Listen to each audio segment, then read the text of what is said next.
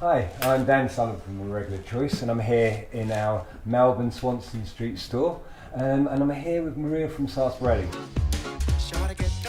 Now, Sarsparilly is a clothing brand which we've got some really nice links with, somebody who understands the Irregular Choice ethos, and I feel like we're partnered in a very special way. So, and this is Maria.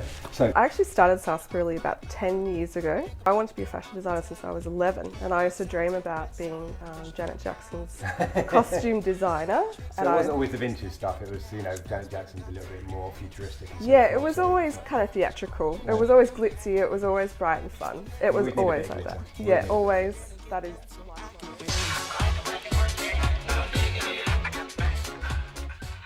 I did that because I lost my job during the GFC. So I actually was sitting in one of those government work office things that you have to go to, and there was a pamphlet about starting your own business, and there's a government, it's a program called the New Enterprise Incentive Scheme, so the NEIS program.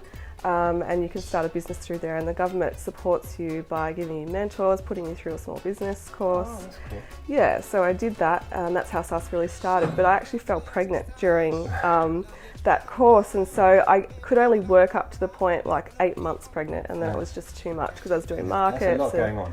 Yeah, it was just full on. So after that, I took a year off doing Sarsparilly, and then I had to get a real job because we had a new child, young family, so I went back to office work, and I did Sarsparilly on the side because I wanted a creative outlet still. It was always just a side thing for a long time. I had a second child, and he was the catalyst for the way it is now.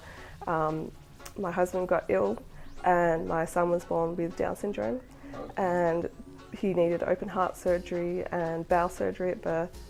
And he also had a lot of extra needs that other kids wouldn't have, like he's got an OT, a speech pathologist. We had so many appointments to go to. All at the same time as you're trying to get Sarsparilly going? Well, yeah, I've sort of been doing it on the side.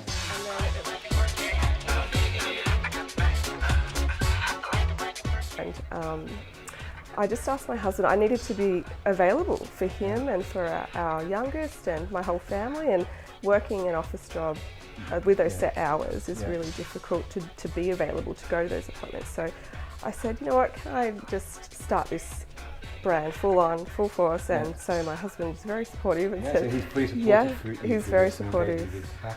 Yeah, and that would scare most people. When I tell people the story, they're quite scared by it. Family going on in the background. What's your plans for where you are right now, and how you're planning going forward?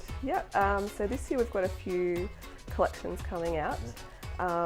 We're going to do a mix of our own originals as well. I say we, but it's just me. I'm going to do a couple of my own collections, but also we're moving into officially licensed products. So the first one is coming out next month. I can't really say what it is. No. Your pieces are like collector's items almost. Like it's art.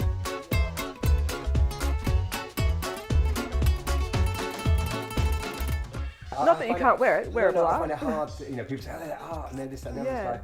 It's like, but I find it hard to, see it as art. It's like, it's just fun. It's just fun. It's just, I can understand why people see it that way.